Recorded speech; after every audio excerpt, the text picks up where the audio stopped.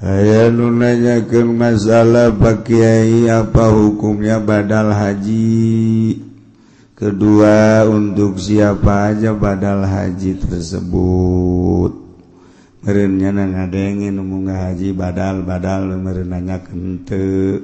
Hajo ngabadalan moal. Kana nyaho bae meureun. Di ahli sunnah wal jamaah badal hukumnya dikidambako mukhalafat. Urang masih keneh nyaritakeun tentang bugot terakhir. Ieu caritaan tentang bugot berontak di hiji nagara kulantaran nagara teu ngalaksanakeun sakumaha aturan-aturan nagara. Nagara anu bentukna syariah negara khalifah, maka aturan-aturan Al-Qur'anul Karim di mana aya anu maling potong leungeunna, aya anu mabok had 80 rangkatan piceun kaleuweung, aya nu zina nu muhson ranjam datang ka pae. Mun di dieu di Indonesia dilaksanakeun atawa setengahna bisa diparaehan kabeh. Zararinah teh geus lain lalagaan di Indonesia. Teu salat panggil adili, asar teu salat kene, maghrib teu salat kene, isya paehan. Loba nu kudu dipaehan. Asana camat 70% parae. Bupati gitu kene. Wah, rakyat komo. Masya Allah karim. Di Indonesia mah lamun urang nyaritakeun tentang syariat di negara atuh teu jalan. Lantaran di Indonesia mah negara urang, negara Republik Indonesia lain negara syariat, negara demokrasi Pancasila.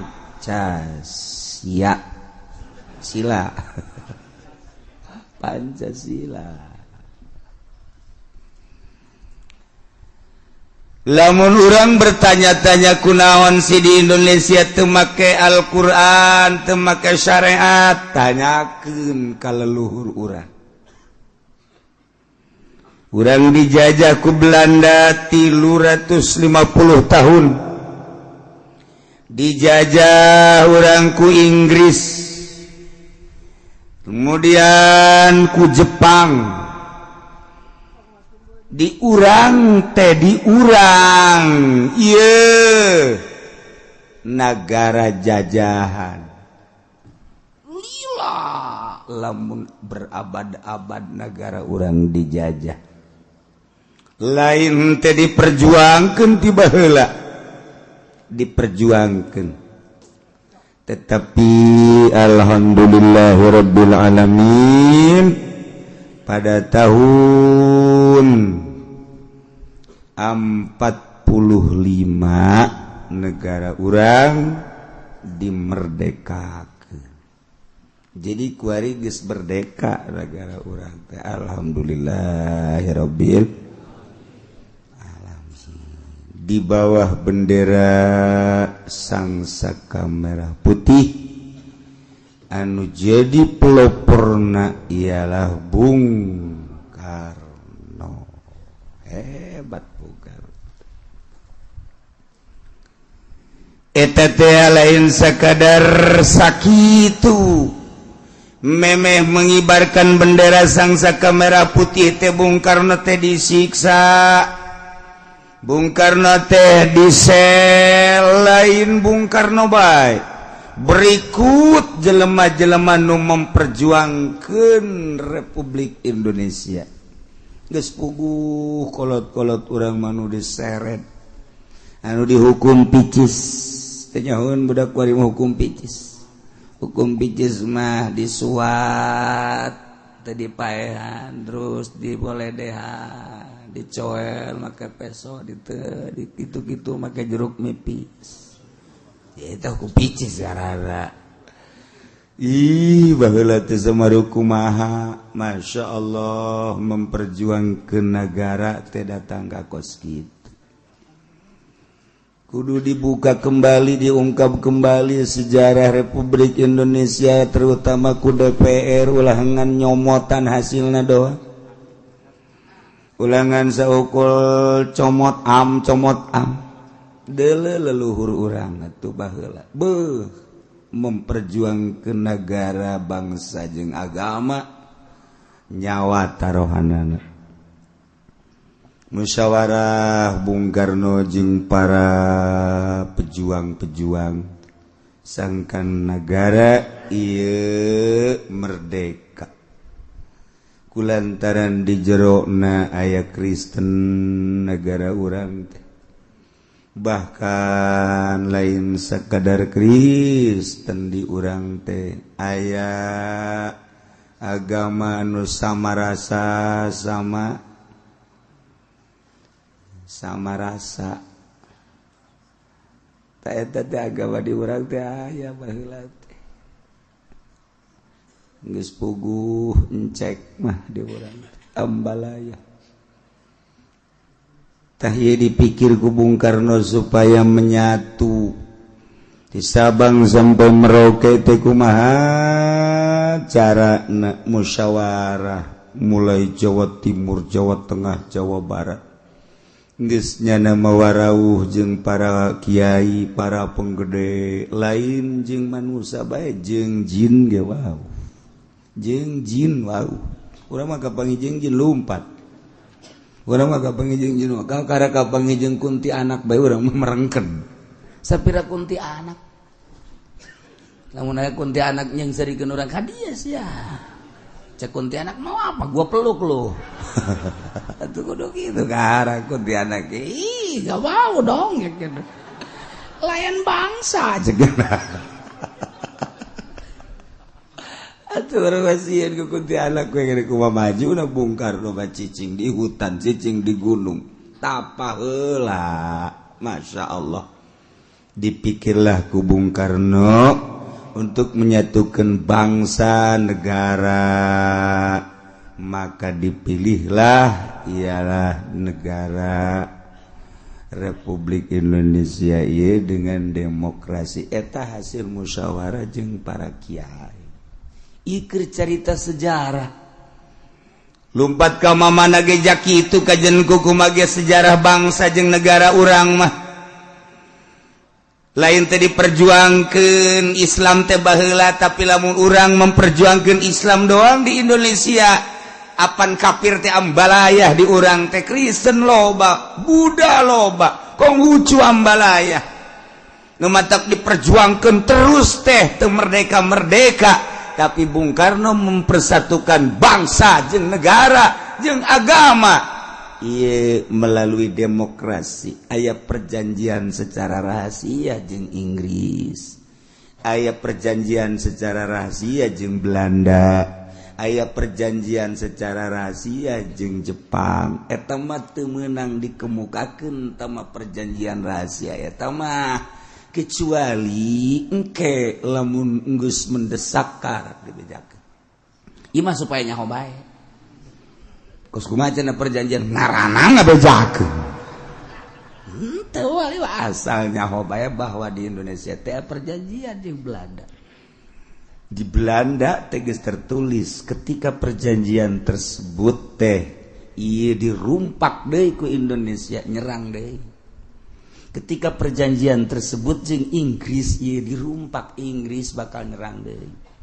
ketika perjanjian jeung Jepang eta ieu perjanjian naon moal dibejakeun teh ngaranna lain rahasia tuh sia mah blow on ngan ngabejakeun supaya jauh urang teh kuduna paham tentang berbangsa bernegara beragama di negeri pertiwi Indonesia sakadar sakit Masya Allah sih gade aya perjanjian khusus mentak didelekeun moal merdeka saat eta lamun perjanjian aya perjanjian nu tertulis di sejarah aya nu perjanjian tertulis bisa dibaca ku bangsa aya perjanjian nu teu meunang dibaca hanya orang-orang tertentu bisa kitu amat gitulah negara urang jeung negara batur ge kitu bae sebab moal pati-pati Belanda ngajajah ka urang lamun di negara urang eueuh potensi garong ge garong deuk naon ngagarong jalma miskin malah ya moal aya nu mantak digarong di ditu aya garongeun nu mantak eta dibegal aya janga begalna kitu mah nyana mas teu boga duit teu gablek cincin ge teu make baju urut baju ge jore jasa cak copet deuk naon nu dicopet ieu mah amankeun nu kos kitu mah geus liwatkeun negara rumadak dijajah ku Belanda aya nu dipake kahayang ku Belanda cek Bung Karno sarua jeung lamun aya hiji keluarga nu nomor kahiji dibere kadua dibere katilu dibere kaopat teh dibere ieu nu bakal berontak engke dina di keluarga di tengah-tengah kampung aya anu usahana maju mobilna boga dan lain sebagainya tapi orang sekitar eta teu pernah ngasaan deleukeun kenya nanyeun komplotan ka batur engke bakalna diserang batur nu nyerang nyana anu jadi cocolokna kajen ku kumaha kitu sebab ieulah potensi garong ka dieu tah negara ge kitu bae mentek Irak diserang teh aya nu dipake kahayang ku Amerika Yaman diserang aya nu dipake kahayang ku Amerika sanajan ku ari kadeleuna Saudi Arabia di tukang nama tetep bae Amerika bae mantak Turki diserang aya nu dipake kahayang ku Amerika nah Bung Karno baheula kahayang Belanda Inggris potensi-potensi nu aya di Indonesia nyelundup ka ditu supaya merdeka jagona Bung Karno musyawarah unikna ya Bung Karno ketika Bung Karno aya di Belanda di Indonesia aya eta nu hesena urang lamun bisa kos kitu nyandung bae urang mah terus supaya ulah kajawan kuno kolot udah mah kos kitu bae pan bisa kos kitu teh pake nyandung urang mah ye aya nu ngabejaan neng ulah ngeunah kurang kaji nyandung deui kala di Belaraja iraha ji moal poe aya di dieu ieu mah lain lalagaan kula nyaho di ditu nyandung data yang teu percaya unggal poe jang ngeukepan kula bae aya bae pake nyandung orang bener di ditu nyandung tuh mantap moal dibere ilmu kos kitu ku Allah mal insyaallah mal mere kos kitu mah jeung perjuangan eta doang lah sawah mencong beres yo keur carita ta nu mantak aya organisasi NU eksis di negara emang kumaha gitu aya perjanjian Kiai Hasyim Asy'ari baheula jeung Bung Karno tentang mempersatukan bangsa jeung umat ulah dikira didirikan NU pada tahun 26 teh aya perjanjian untuk mempersatukan bangsa negara ngan nyana dibentuk satu organisasi sosial keagamaan NU Nahdlatul Ulama moal dicaritakeun terlalu dalam NU ngan ulah kaget lamun NU banserna huru-hara Indonesia banser kita ngajagaan masjid teu kaget satu ketika orang huru-hara jeung Kristen banser titah banser tita ngajagaan kuil, tita ngajagaan gitu gereja dan rumah-rumah ibadah nulen. Ulah kaget. Etalah NU. Geus paham tak encan nu arasub NU sehingga NU seperti kitu corakna. Tuh, siapa mah? Geus nongol ti heula bodoh.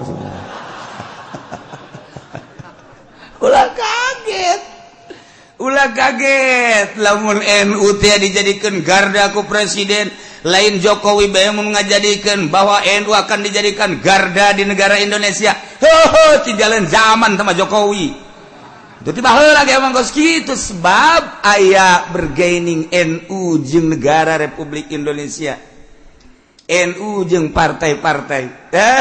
Nu mandak sulusup ka NU teh nyaho ka hitut bau. Makanya hongke kaget.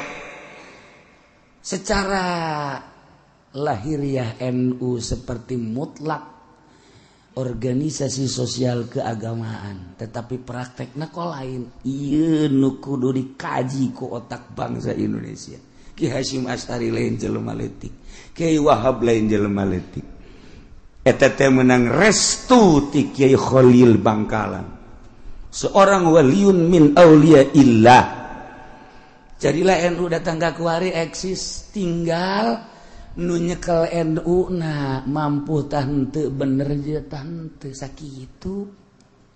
Kepemimpinan dia ko NU kieu, kepemimpinan dia ko NU kieu. Nah, kuari lamun urang neule perkembangan NU.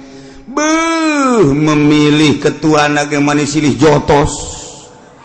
Tetis berarti teu bener teu nyaho kana aslina NU.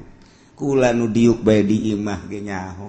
Nu mantak Gus Dur datang ka desa babara kali, ngobrol secara umum kitu, secara khusus aya jeung kula nyaritakeun tentang NU, nyaritakeun tentang bangsa. Ieu lain lalagaan di Indonesia mah ketika urang dek ngayakeun nanaon ingat leluhur urang diseret, dibunuh, dihukum picis dan lain sebagainya untuk memerdekakan bangsa, untuk memerdekakan negara Republik Indonesia. Dipilihlah ieu negara teh negara demokrasi teh sembarangan, menyatu dari Sabang sampai Merauke teh lain lalagan, satu suara. Merdeka Kristen merdeka, Buddha merdeka, Islam geus puguh mayoritas merdeka. Mantak ayalah ketentuan-ketentuan jadi kepala negara teu meunang ku kafir sebab mayoritas Islam. Dipilter naon bae nu bakal terjadi agama ku mui jejelema ngan sakadar pemutusan unggul disodorkeun sodoran ti NU, rujukan NU Bahsul Masail Minhaj Tuhfah Raudhah Ahli Sunnah wal Jamaah. Eksis negara Indonesia. Kok kuari berani sih mengatakan tolak tilu jadi hiji ti mana panyokotanana? Kok berani sih anak angkat bisa ngawaris di mana panyokotanana? Berarti acak-acakan negara Indonesia. NU nate eksis apa muina anu menyangkal? Iyalah jadi pertanyaan seperti etalah struktur negara orang secara global. Tenang orang hirup di Indonesia teh kudu maca kitab asal maca clipping NU geus sarua sebab panyokotanana ieu ti Minhaj Tuhfah Raudhah Nihayah ti dinya meunang nyokotna. Dibejakeun rujukan NU itu adalah 4 kitab, Nihayah, Tuhfah, Raudhah, Minhaj, cak itu. Geus teu sanksi deui ketika aya keputusan-keputusan NU, clipping tahun sekian, muktamar di anu, iyalah mubatul masailna. Geus ararangeus tentang donor mata, donor kitu jantung, tentang tulang dan lain sebagainya geus dibahas ku NU. Teu jalan ka dieu mah ka Banten. Naon sebabna di Banten mah lain nyaritakeun Bahsul Masail. Naon nyaritakeun naon atuh? Lain nyaritakeun Bahsul Masail. Nyaritakeun naon atuh ke? Lain nyaritakeun Bahsul Masail. Naon atuh? Eta. Sia teh nyaho teh nu teh lu teh nyaho. Rugi sia. Mantak ulah peureum bae ngajina. tak pelebaya tetenya hotas ya. Satu sisi orang mengakui bahwa NU adalah organisasi orang sebagai kultur NU. Tetapi di sisi lain neuleuh perjalanan NU sakumaha lain Islam. Ayalah sogok menyogok, ayalah minta meminta, ayalah di luar ketentuan NU. Iya. Numantak lain NU, nah NU geus eksis menang ngadirikeun Kiai Haji Hasyim Asy'ari. Lain lalagaan NU nyekal NU na nu kudu bener-bener kultur ahli sunnah wal jamaah sekedar supaya nyaho bae. Numantak kula ditawaran teu milu naon lantaran sakitu bae geus. Cenah ki uji mah teu daek berjuang. Sia nu berjuang ku aing disesuaikeun beungeut sia ku aing sia.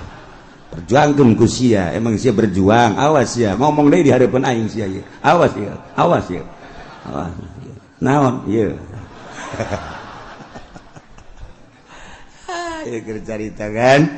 Urang alhamdulillah secara kultur mah ahli sunnah wal jamaah teh ambalayah keneh. Nu usoli loba, nu kunut loba, malah usolina teh cukup sekali. Loba was-was ngaranna abalayah lah. Masyaallah, tak dicekal ku ketua anu kulturna teu mutlak ahli sunnah wal jamaah kos kieu aduh. Kok bisa gitu kieu lah. Aja urang tipe-tipe NU mah nyaho ti baheulaan. Kiai NU manu baheula make udeng sorban gede ulah nyaritakeun bisa ngaji deui teh pokona kos kitu beuleun. Itu mana NU ku ari nu make udeng jauh. Agil sirot jatilok make udeng. Jatilok ku ari sok geura ku ari Ki Maruf Amin wae. Jati make udeng. Atuh deuleu tokoh-tokoh NU mun urang deuleu dina naon? Dina Almenak besar jasa urang ayam mahabah kakarak neuleuh doang ge Kiai Hasyim Asy'ari masyaallah make udeng na kadeuleuh ku urang dideuleuh ku aing Kiai Wahab make udeng na kadeuleuh nu kuari bisa ge henteu wa teh make udeng teh emang kumaha gitu cek anu ke aing isuk make udeng atuh ka nyahoan udang PKS tuh pokok situ lain deui ya ngaji kemana sih ngaji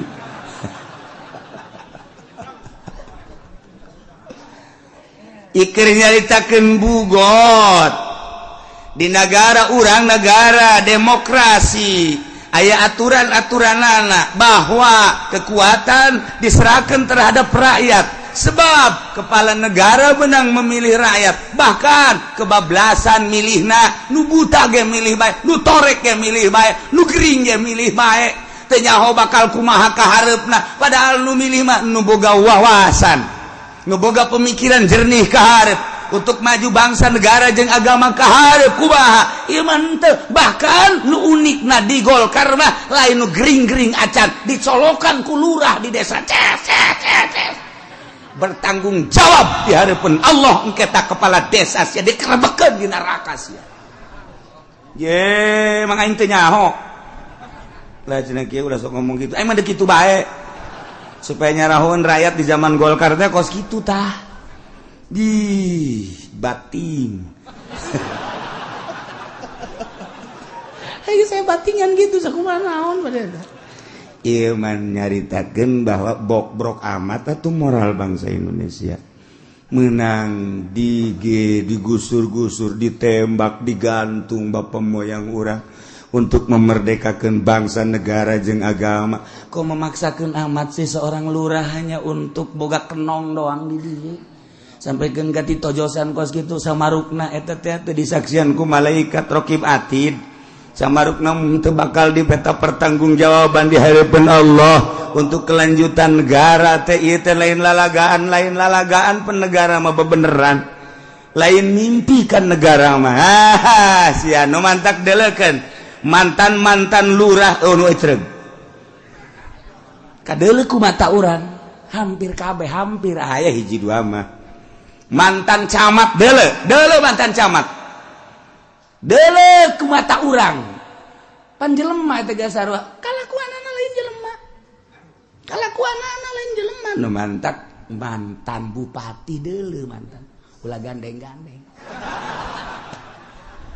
tuh kau mau bagi kaluhur maka itu jehe kurang akhlak mah teh ieu nu mantak urang ngomong gitu urang bangsa Indonesia urang mencintai negara urang memperjuangkan negara jeung bangsa jeung agama di sisi lain aya anu ngarusak karena kelangsungan negara nah ieu nu kudu ku urang diperhitungkeun sing harade nu keur caricing di dewan awas ingat ke leluhur urang ulah main comot am fungsikeun ka mana mistina urang ulah kena kerja di bupati jadi gubernur komo jadi presiden sakahayangna ingat leluhur urang nang para kiai teteh musyawarah lain lalagaan eta teh namandak aya naon bae di Indonesia urang inget ka luhur ieu nagara can kebal karek setengah abad ieu nagara tapi geus acak-acakan geus kieu nah ketika pemerintah tengah jalankeun aturan-aturan nu geus dibuat di sebuah negara kemudian aya jelema anu keheul jeung boga kekuatan nyieun lah kelompok untuk menegur pemerintah tersebut kelompok diperkuat ngaranna bugot khususnya di negara Islam umumna di negara demokrasi ge sarua bae sebab aya aturan-aturanan ketika keluar ti aturan bugot mulai nah ayalah di negara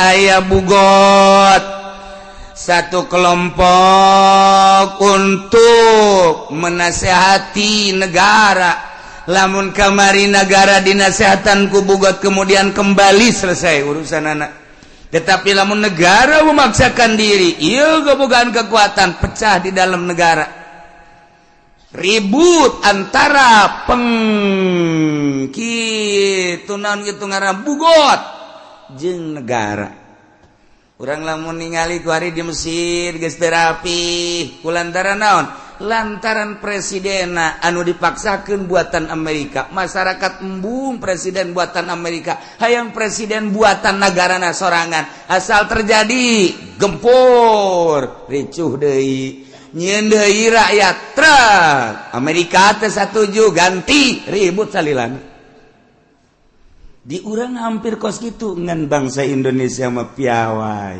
nu kudu nama kuari ge digulingkeun tetapi henteu antepkeun sadaek nanyana lah daharna ge moal gembul ija kuru gitu kan artinya tenang-tenang wae ieu piawai bangsa Indonesia keun moal kebel ieu gitu kan di negara batur geus acak-acakan di negara sebab naon dolar can karuhan datang ka iraha aju perekonomian ieu teh can boga rencana untuk perbaikan politik acak-acakan mun kudu dibejakeun mah ieu mun kudu dibejakeun di kabupaten teh naon nu kudu digawean ieu teh teu puguh ngan teu ngaromong bae isin sebab nang milih nyana je ulah sia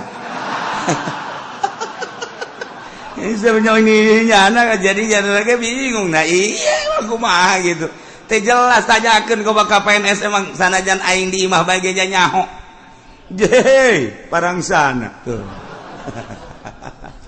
tapi kunaon bangsa Indonesia mah bangsa anu akhlakul karimah antepkeun bae lana tuh masyaallah Gus Dur sarua teh jelas ieu teh cek di PNS teh jelas ieu teh cek di kecamatan naon nu kudu digawean padahal keur direncanakeun jeung rencana nu sok itu luar biasa ngan nu kepanasan Amerika gulingkan Gus Dur Amerika lah melalui seseorang nah hari ieu mah atuh tenang-tenang bae Amerika ge keur didelegeun bae rakyat atuh tenang-tenang bae deui kajen kumaha lalakonna tinggal nu usaha bae boga pabrik bararingung ayo urang mah teu bingung tuh pabrik teu boga sawah teu boga atuh deuk kabingungan naon urang mah tuh sakitu atak mendingan keneh nu susah teu bingung nu sugih mah baringung bari bingung cenah bakal kumaha ieu perusahaan orang Cina-Cina ge geus boga gulung tikar ambalaya loba nu geus dirumahkan anu dirampingkeun tina 8.000 jadi 3.000 karyawan teh berarti kan geus lain lalagaan parahna nu tina 8.000 anu 2.000 karyawan teh aya tinggal 1.000 aya nu dilambatkeun udah enggak usah masuk luh lah katanya teh geus ambalaya berarti kan teh jelas perekonomianna nah ieu bugot cerita bugot aya di sebuah negara padahal di negara urang ge ieu teh aya 3 dimensi negara zahir kos kieu aya negara batin negara wali aya negarana di dalam negara aya di urang ge moal langsung atuh eta urusan narkoba mun negaraan moal langsung atuh eta urusan sindikat lamun negaraan jadi di jero negaranya negara ulah kaget kos gitulah diunggal negara termasuk di Indonesia lamun urang nyebutkan tidak boleh membuat negara di dalam negara orang nu ngomong kitu nu nyeuna antepkeun geus mah kos kitu mah nu penting urang aman-aman bae lah nah ieu mah bugot secara zahir lain negara nu eta mah neangan pengaman jadinya secara zahir make bintang 7 secara batin teh bintang eta lah digunakan untuk menjadi eta mainnya di jero negara kos gitulah mal-mal angges-angges di dieu mah di urang pergelean perganjaan pernarkobaan emang bakal angges moal bahkan makin menjadi-jadi sebab naon aya negarana di jero ge mantak urang mah mending nasehatan anak urang we jeng sing ade ceng ulah sia mun deuk mabok sakalian paeh bae ceng ya tak kolot pohara jasa da ieu lah negara urang asalnya bae supaya urang hati-hati urang teh bangsa Indonesia cicing di Indonesia lahir di Indonesia bahkan nu paling ditakuti ku orang luar pembelaan bangsa terhadap negara anak ini ditakuti Indonesia emang kumaha gitu di Indonesia mah di Indonesia mah tuh kadeulean ku urang luar negeri aya huru hara bae geus golok pikir ge bae nyaho menang nyaho eleh mah geus kieu bae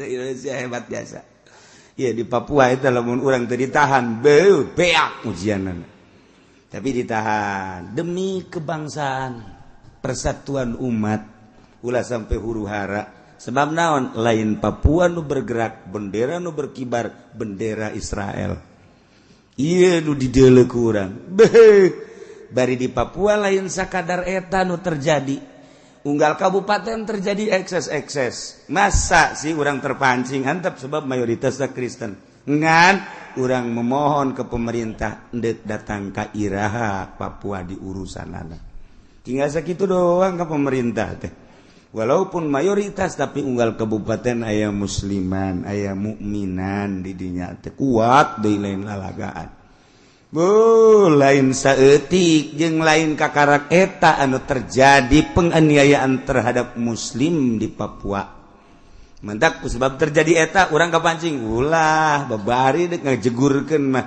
tetapi urang persatuan bangsa umat dek dikumahakeun ingat ke leluhur Bung Karno ingat ke leluhur NU ingat ke leluhur urang kiai kitu di Muhammadiyah kitu Kiai Dahlan Kiai Muhammad Dahlan sarua teh untuk mempersatukan bangsa negara jeung para kiai-kiai di zaman kemerdekaan Masya Allah kari kuari urang dek diacak-acak ulah teu tenang engke aya waktuna lamun sekian persen rusakna ieu kakarak mulai atuh mustika Bung Karno ge aya keneh nu mantak engke ge aya deui kamari ge aya Soekarno urang dinya teh tapi teu gagah ngaranna mah Soekarno alah tapi ngomong pepeleyean segala rupa nah ieu lalawidaan ada zakatin ilal bugot. Andai kata Ki Zaid ngaku bahwa geus mikeun zakat ka kelompok bugot, berarti ieu hukum Islam di negara syariat khalifah, berarti anu zakat diurus secara rapi, dicokot dibagikeun ka fungsina masing-masing. Di urang mah dicokot zakat teu dibagikeun di urang mah, ieu nu salahna. Ngurus dengan sakadar merekrut doang, adapun membagikan aya fakir miskin nu kabagian zakat di pemerintah eueuh teu dikumahakeun si negara nu madak nyieun pusing urang. Masnap nangis jelas, asnap nangis jelas atuh teh mah kenaon kitu ngaranna zakat mah, tetapi kan teu kadege sugan Jawa Timur dibikin ke asnafna sugan Jawa Tengah teh jang naon fungsina eta mui nu aya di kabupaten teu bisa noel ka bupati, teu bisa noel atuh ka DPR, fungsi kan eta. Masya Allah, lamun bener dek urusan zakat. Nah ieu mah dibikin ka bugot, lawida dapat zakatin ilal bugot. Begitu ditanya Zaid, ya bagaimana zakat kamu? Kamu tidak menzakat. Sudah, Pak. Dikemanakan? Saya berikan kepada bugot. Betul? Betul. Panggil anu narimana. Begitu nu narimana benar-benar enggeus. Jadi lain dibikin ke pemerintah, tapi dibikin ke kelompok bugot. Sudiko biomini. Benerkeun. Ngan dibenerkeunana dua rupa, lamun teh mah teu dicurigakeun tanpa sumpah, lamun aya penyurigaan biyamini sumpah. Lamun memang nyana geus teu aya ittiham, teu aya tuhmah, geus teu kudu disumpah-sumpah, tapi lamun aya keneh tuhmah sumpah. Sudqa aya tuhmah biyamini. Masya Allah. Cuma sekedar cerita kitab ieu mah koleksi hati we, ja pelaksanaanana mah bugot eueuh nu ngazakat eueuh. Geus sih banget ngaji bae mentak ieu mah tunduh ieu masalah geus. Masalah geus ieu mah geus. Aduh cenah kieu dikitukeun mah tuh kabeneran cenah teh. Emang sia mah beuki hees beneran. Al jizyatin fala di negara aya kafir zimmi, kafir tersebut dipersilakan untuk domisili di urang pakai jangka waktu mungkin setahun, mungkin 5 tahun. Iya per bulana nyana kudu mel, di samping mel bayar diat. Mayar aya orang ingin Amerika di Indonesia emang teu mayar amankeun, teu meunang ku urang diganggu. Ketika orang diganggu kena sanksi, sebab naon? Nyana mayar di negara urang cicing.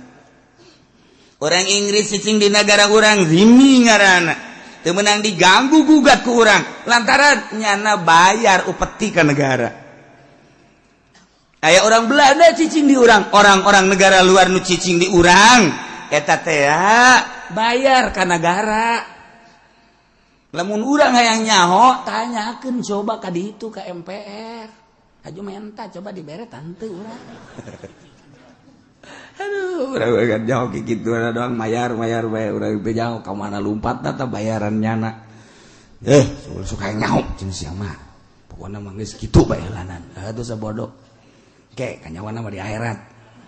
Gitu bae geus. Maksudna atuh sia ka sorga ing ka neraka gitu. Atuh gitu onam. Sabodo atuh, mangga atuh. Di kafir-kafir di negara urang teh barukan teu mayar teh. Mun carita Islam ngaranna jizyat, bayar upeti. Kula boga santri hiji bae ge orang Malaysia, keur ka taun itu boga deui orang Malaysia. Kuari aya keneh di dieu santri orang Malaysia. Eta per bulanna teh kapan mah kudu mel. Teu meunang cicing di urang, kudu mel sabulan sakali. Jadi diperpanjang kuari bisa belajarna. aya aturan-aturan anak sebab nyana teh bangsa asing cicing di urang komo itu mah mel teh maya aya nu mayar dikolektifkeun langsung dipisah aya nu mayar teh langsung karena manehana nama di dia usaha dan lain sebagainya teh turun pemerintah geus tah tuh kos kitu nah mayar ya kuari aya si Kristian cicing di Indonesia taeta si Kristi orang Inggris agamana Kristen nu mantak dengaranan Kristian nyana cicing di negara orang 5 tahun per tahun nyana teh bayar upeti ka negara kuari ditanya panggil Kristi ya tahun ini kamu sudah bayar apa belum sudah Pak mana tanda pembayarannya ini Pak salah bayar kamu kenapa bayar bukan ke negara tapi kamu bayar ke Bugot ya anggapan saya Bugot itu kan sama di dalam negara kirain saya mah dia juga punya aturan sama dengan negara andai kata si Kristi dipanggil untuk membayar jizyat upeti kemudian nyana iya bebeja bahwa nyana geus mayar kumaha eta fala teu meunang dibenerkeun ala sahih nurutkeun kaul sahih. Berita kedua Bapak Muhali ia dan Ibu Rena candu Curug harap pulang karena Mas Wargi meninggal dunia. Innalillahi wa inna ilaihi rajiun. Sekali lagi Bapak Muhali beserta Ibu Rena candu Curug harap pulang. Bayarlah uduk na besi teu kabayar.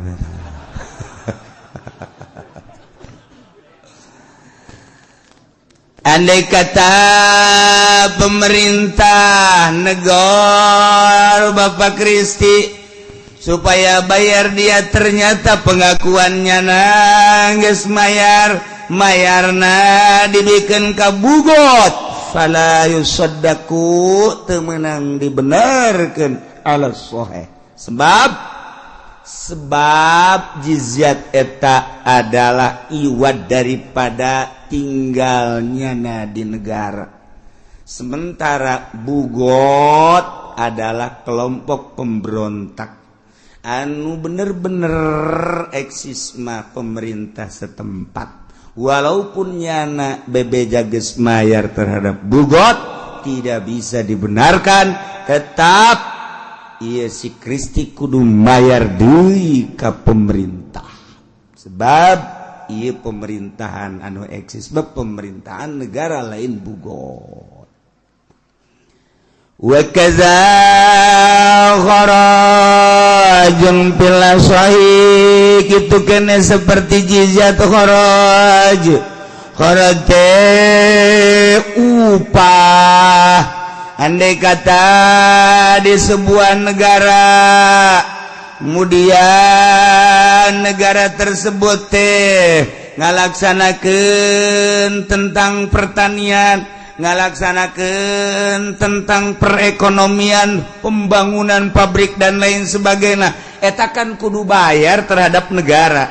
Tanah anu dikelola, pabrik tanahna eta kan tanah negara.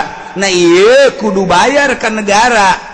Kuari hasil tanah tersebut ditanya ku pemerintah atau pajak tersebut ditanya ku pemerintah padahal pajak batu menang ieu jizyat kharaj hasil bumi kan ari pajak mah tetep pesa kitu ari hasil mah kharaj mah lain. Andai kata urang teh ieu nyewa taneuh ka pemerintah atau membuat pabrik tersebut kan di atas tanah sebenarnya mah di urang mah tanah pribadi. Tetapi karena di negara urang teh kudu aya pajak, nah kuduna mah kieu hasilna sabaraha eta tah hasil tanah tersebut. Lamun berhasil bayar ke negara, lamun teu hasil ulah sebab boro-boro jang mayar ke negara. Nyana ge teu hasil. Ieu kan kaharti ku otak urang mun make aturan syariat. tetapi kan di negara orang masih ada hasil deh kente tetep aja emang bayar baik kan negara iyalah nu teu meunangna tah lamun kos kitu mah masalah urang teh tani kemudian aya hasilna nah iya hasil tani dibandingkeun jeung modal untung maka ambillah sekian persen untuk negara masalah tapi begitu diteliti aya peneliti khusus ternyata tatanena teh dibandingkeun jeung kitu modal ternyata nyana rugi ulah dicokot atuh eta tanah teh lantaran boro-boro jang mayar ka pamarentah nyana ge rugi kan ngeunah henteu ka otak urang tiis perasaan jeung AC mah tiisan eta tapi kan tidak mau tahu negara nu mantak negara mah bangkrut nah ira di mana ya negara bangkrut moal aya nu bangkrut rakyat mantak lamun negara teu bisa ngabangun eta mah negara pangoplo-oplona eueur bangkrutna pabrik bisa bangkrut tapi bayar pajak mah terus bae tanah bisa gambrung ku urang teu bisa ditatanian ku urang tetapi bayar pajak mah per tahun pan terus bae urang teu tani pajak terus urang tani hasil ataun teu pajak mah terus bae ku ari batela ge pajak mah terus bae kan eta tanu oplo mah itu tah geus kajen lah tanggung oplo geus jana geus tetapi atuh bangunkeun atuh nu jelas pajak teh tah di APBD teh ka mana mestina ieu mah jalan amburadul tukang endog pareupeus ieu masalah nah ada ku bangkrut na negara mah di mana ya bangkrut dan negara rakyat nu bangkrut mah sebab naon tekanan terus bae bayar pajak parah nu mantak lurah di Surakan bae ge aya naik bae di Mulu dan Surakan assalamualaikum sak masyarakat alhamdulillahirabbil kunaon masyarakat geus paham pasti SPPT kajen goko bae mantak masyarakat bupati boro-boro masyarakat bupati naik assalamualaikum warahmatullahi tapi lamun sesuai mah moal dihuhu moal masyarakat ke boga etika atuh ieu teh melampiaskan uneg-uneg ka bupati lantaran teu akur ieu antara panyokotan pajak jeung pembangunanana mantak asal naik asal 5 tahun ka hareup mah moal dadung bisa masyarakat teh eta kula mah asa ngadaekeun di mana bae asal lurah naik bae masyarakat camat bae naik assalamualaikum lam itu mah lain ngajawab da masinis kunaon eta henteu aya di hate sebab naon ditipu masyarakat ku seorang camat padahal mah camat mah ngan sakadar melaksanakeun teu salah teu naon camat mah program anu salah kos kitu camat basa pira tujuanna mah ngalaksanakeun apa adanya teu salah tapi masyarakat geus nyalahkeun bae ka camat ulah teu meunang nyana mangan setengah salah nageja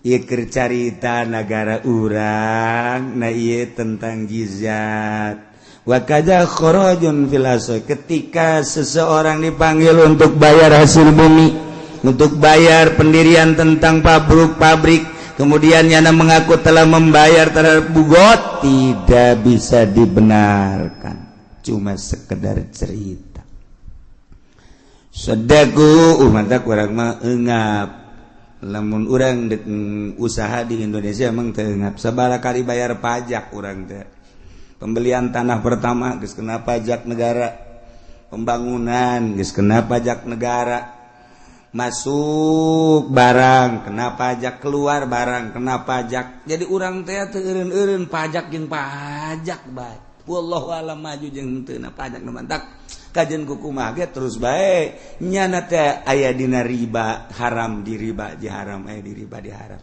teu eureun-eureun pajak terus bae pajak komo ekspor impor karak masuk pabrik kena pajak keluar pabrik masuk eta kena pajak engke urang ekspor kuari mah barang teh kaluar diimpor ieu teh pajak deui bae engke bahan baku ti luar kena pajak asup pabrik kena pajak produksi kena pajak deui keluar kena pajak deui leg ku sia pajak teureun di Indonesia sok tanyakeun kan usaha di urang Masya Allah mantap karyawan dek hayang mahal gaji nanti bisa kajian kukumaga sebab masyarakat henteu melindungi buruh mah geus bae jadi bujangna doang nu penting mah pemerintah masuk ke pemerintah jeung ka buruh gedean keneh ka pemerintah Jen mantap kejukula dibangkrutkeun geus kabeh geus mah hayang usaha geus lah.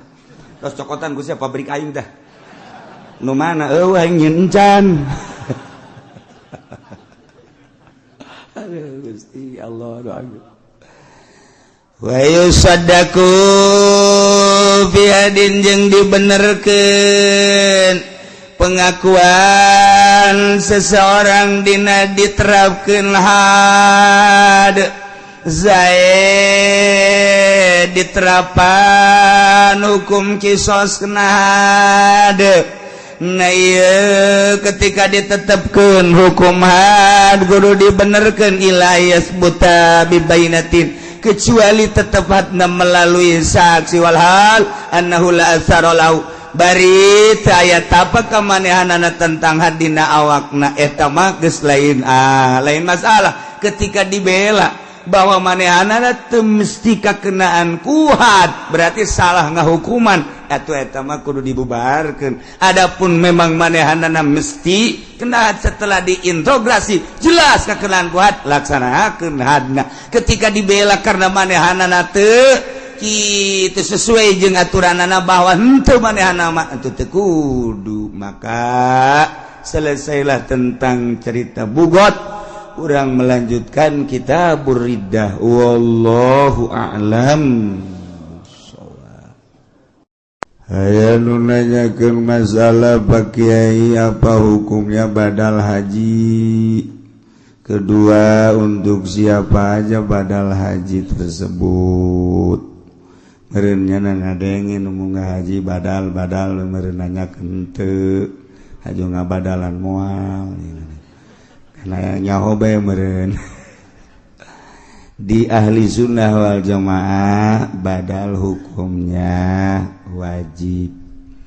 Ketika bapak urang maot kemudian can munggah haji, tirkahna aya. Apa itu tirkah? Itu emang siapa tuh mondok hese. Hese jadi aing ngomong ka kaler ka kidul hese. Tirkah teh harta ditinggal mayit ngaranna tirkah. Oh iya cek aing mondok sia tuh aya nu di pondok bae teu pinter-pinter sebab horenganan lain mondok di kampung pondok kita mah datang ke monar mal pinter. Nah aya seorang manusia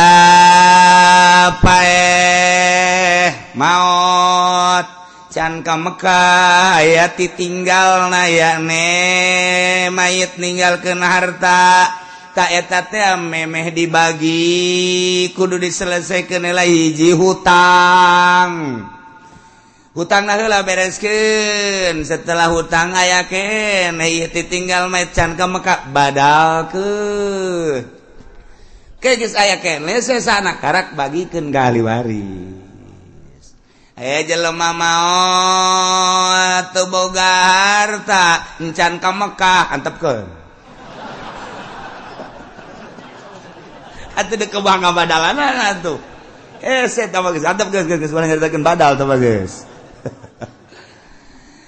Anu carita badal teh bapak urang maot aya ditinggalna badalkeun ku anak, aya anak maot karunya bapana dek ngabadalkeun haji hek bae dibadalkeun jang anak lantaran karunya masalah aya mah ditinggalna ditinggalna ja anak ngan bapa dek ngabadalkeun masalah sebab aya patali nasab. Tapi lamun kieu mah urang hirup bertetangga jeung batur maot dek dibadalan ku urang teu jadi atuh teu puguh teu karu ngabadalan jana naonan atuh teu bisa kecuali orang minta izin laga keluargana mah enggak minta izin ke keluargana gitu. Waalaikumsalam. Oh bapak, iya ada apa? Bapak kamu meninggal, iya. Kemudian ada hartanya enggak ada. Nah saya kasihan minta izin mau saya badalkan. Oh baik amat, iya sebab mama kamu buat bapak. Waduh sama ada udang di balik udang sama tuh. Masya Allah Karim. Tinggal kadenge ku pamajikannya na ye. Bapak mah bageurna kos kitu cek gitu. Bageurna teu beres bapak mah. Ayo gerang ngabadalan sia kokoprak ya. Jadi pan orang serba salah tak dek nyieun kahadean teh aya nu ngahalangan bener teu. Dek nyieun kahadean ieu aturanna urang menang ganjaran sebab urang ngabadalkeun eta kan bener teu. Lamun urang ngabadalkeun nyana minta izin masalah geus lantaran aya izin teh keluargana ganjaranana mun urang di akhirat ka sorga pan pamajikan urang ka bawa ye perang sana tapi pan dilarang ku pamajikan urang ulah dibadalkeun ajeun ku kumaha ge ieu mah duit bapak kajen duit bapak ge kunaon sih da kunaon dedengnya lain deui. Aduh, tak iya soal badal tak. Jadi kesimpulan mah aya hiji jelema maot aya hartana nyana can ke Mekah wajib dibadalkeun heula setelah nyelesaikeun hutang. Adapun urang patulah patali jeung batur teu wajib ngabadalkeun.